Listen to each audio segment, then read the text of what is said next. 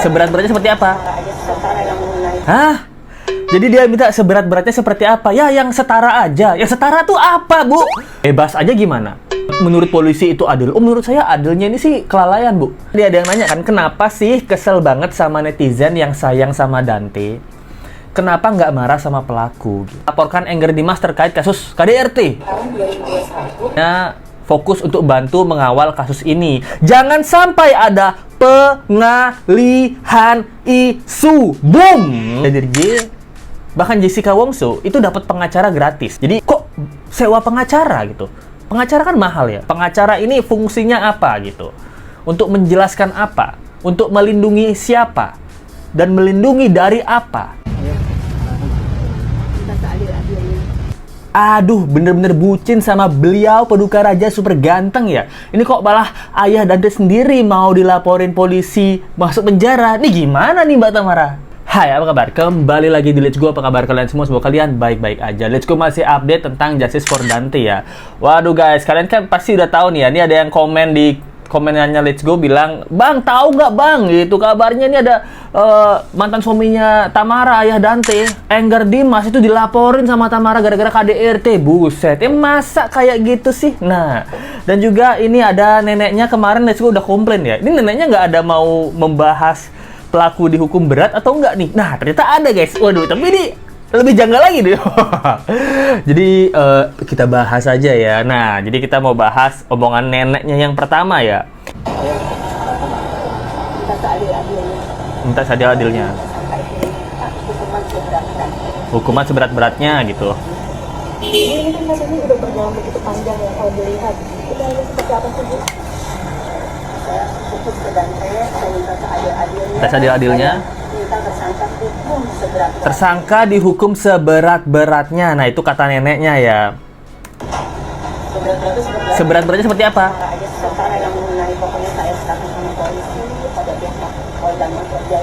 Hah? Hah? Jadi dia minta seberat-beratnya seperti apa? Ya yang setara aja. Yang setara tuh apa, Bu? Ya saya serahkan kepada polisi. Waduh, gokil bro. Wah ini memang mungkin keluarga Tamara ini keluarga malaikat kayaknya ya. Gila. Jadi Let's Go kemarin kan nanya ya, emang nggak ada niatan apa mengutarakan bahwa si pelaku ini pengen dihukum seberat apa gitu. Jadi neneknya bilang saya pengen dihukum seberat-beratnya. Seberat-beratnya itu seberapa berat, Bu? Ya yang setara aja lah. Aduh, aku kena serangan jantung. Buset. Ini memang super malaikat nih kayaknya. Aduh, gila. Ada Let's Go nggak habis pikir ya. Let's Go kira dia akan, saya pengen dihukum seberat-beratnya, dihukum mati kalau bisa, atau penjara seumur hidup karena dia udah menghilangkan nyawa cucu saya. Neneknya yang kemarin dia marah-marah tuh, jangan hujan anak saya sudah kehilangan anak, saya sudah kehilangan cucu. Itu dia kan sama netizen dan wartawan itu keras bener bro. Maksudnya dia kritik, dia nangis, dia keras bener. Nah kalau sama pelaku kok ya yang setara aja, terserah Pak Polda Metro Jaya. Nah kalau tiba-tiba polisi bilang bebas aja gimana? Menurut polisi itu adil. Menurut saya adilnya ini sih kelalaian, Bu. Ini bukan termasuk pembunuhan, Bu. Ini menurut saya sesuai keterangan pelaku. Pelaku nih bilang, ya ini ngajarin berenang tapi tenggelam nih gitu. Hukuman pelaku kita buat maksimal 5 tahun penjara, denda gitu. Terus bebas deh. Nah, gimana kalau kepolisian menyarankan seperti itu, Bu? Ibu apa nenek ya?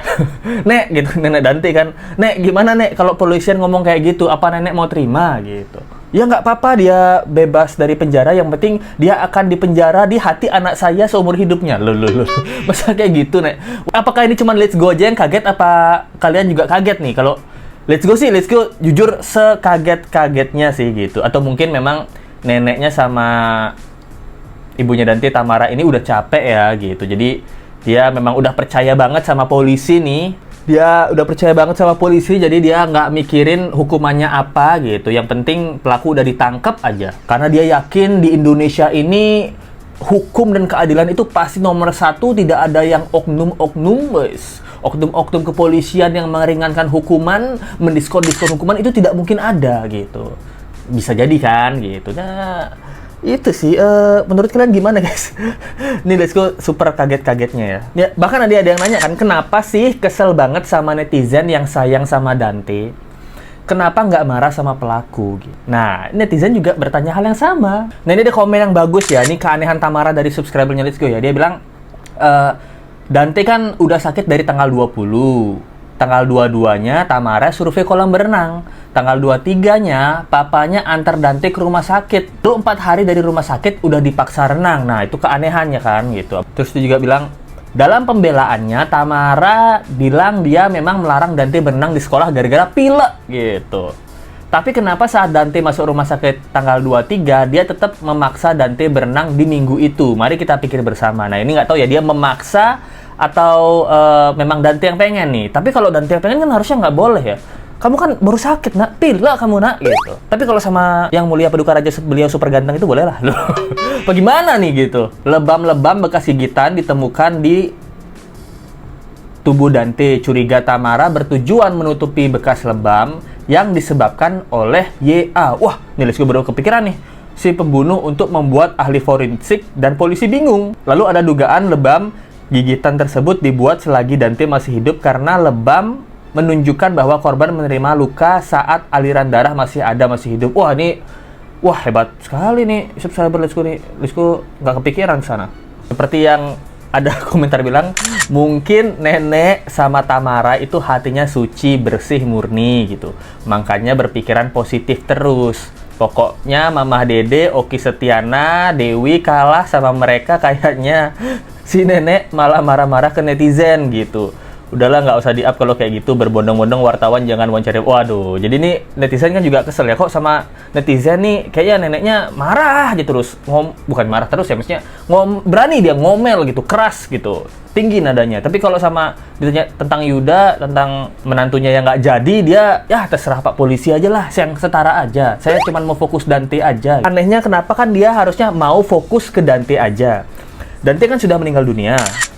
Berarti kan fokusnya apa? Fokusnya adalah ke pelaku atau kasus sebenarnya. Nah, jadi maksudnya dia fokus ke Dante ini apa gitu? Apakah fokus ke pemakaman Dante atau fokus mendoakan Dante? Nah, yang tersisa dari kasus Dante adalah motif pelaku, hukuman pelaku, dan apapun yang berkaitan dengan pelaku. Kalau omongan neneknya, saya mau fokus ke Dante, dan Tamara juga bilang itu, saya mau fokus ke kasus Dante. Kalian bisa memberikan kepada kepolisian mungkin ya, apa udah atau belum, itu alamat-alamat keluarga pelaku, kejanggalan-kejanggalan yang kalian curigai bahwa pelaku memang ada indikasi atau motifnya menenggelamkan Dante, dan kalian juga bisa share di sosial media. Menurut Let's Go, zaman sekarang itu nggak boleh, bukannya nggak boleh ya, nggak usah ada rahasia-rahasiaan.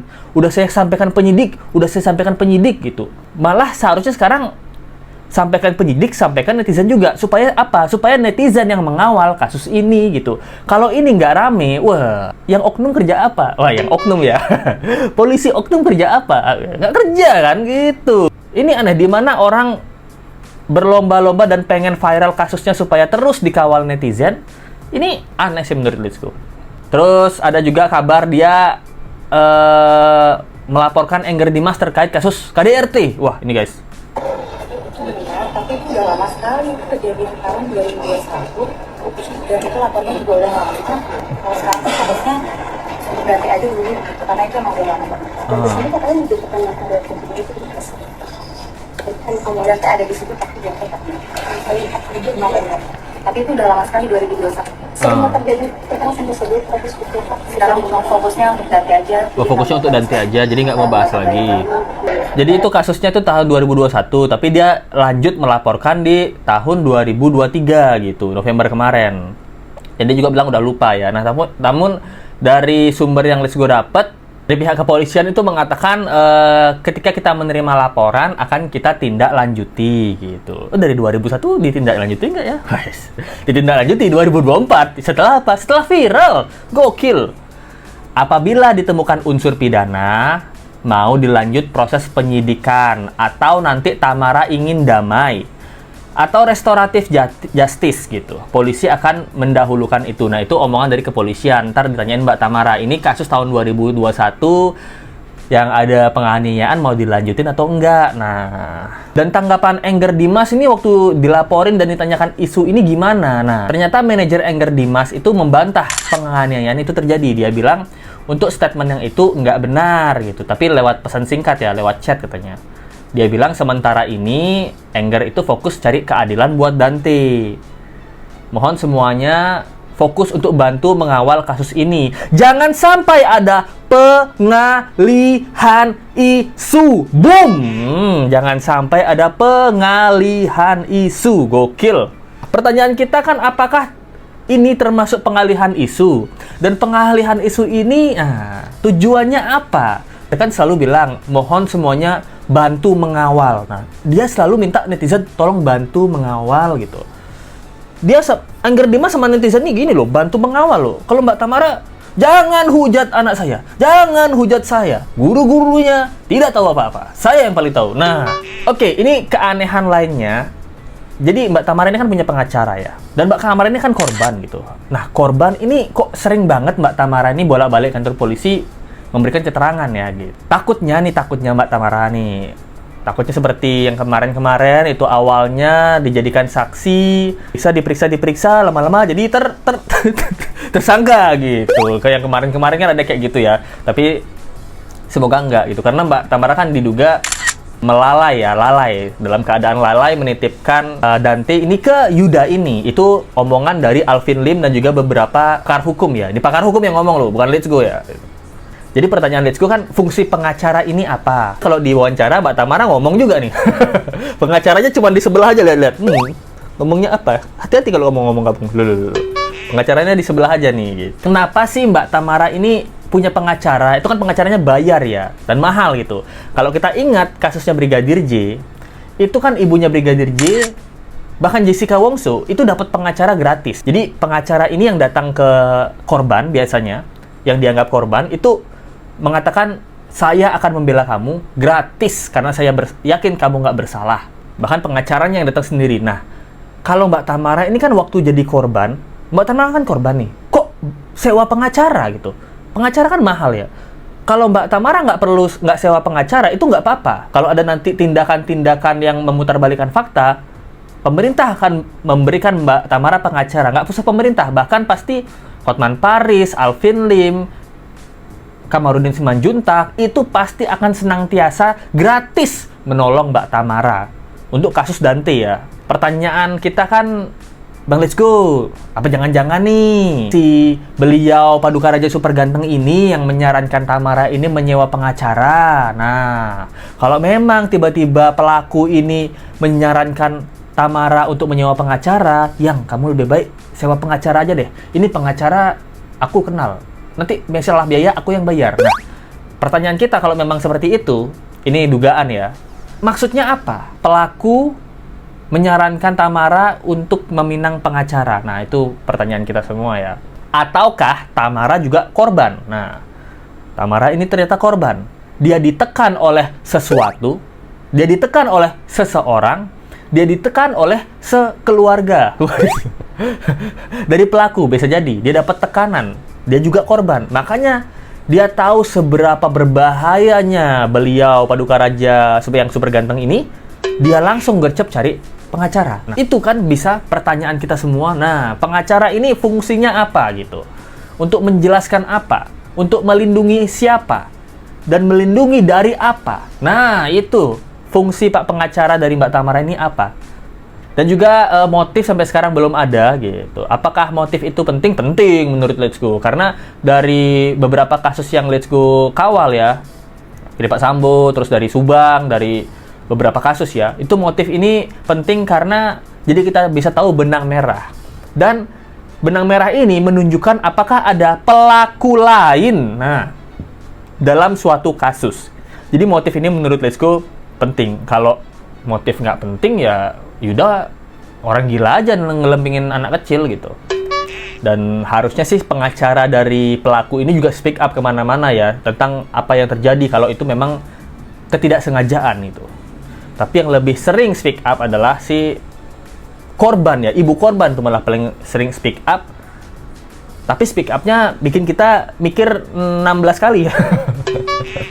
Wah, capek juga ya. Menurut kalian gimana nih tentang kasus update Justice for Dante kali ini gitu? Apakah ini termasuk pengalihan isu? Dan kenapa ini menjadi pengalihan isu nih? Aneh sih. Kalau ngomongin tentang pelaku, statementnya dari Tamara ini selihat Let's Go di media sosial atau di media layar kaca, itu singkat-singkat gitu, nggak pernah menjelaskan detail atau apa gitu. Tapi kalau ngomongin Engger Dimas atau apa, dia bilangnya banyak, itu udah lupa lah. Itu udah 2021. Itu kita seperti dianiaya dan lain-lain gitu, lumayan detail ya. Itu aja yang bisa saya sampaikan. Menurut kalian gimana tentang kasus kali ini? Thank you banget yang udah nonton. Jangan lupa like, comment, share, dan subscribe video ini. Kita ketemu lagi di video berikutnya. Sampai jumpa lagi ya. Bye.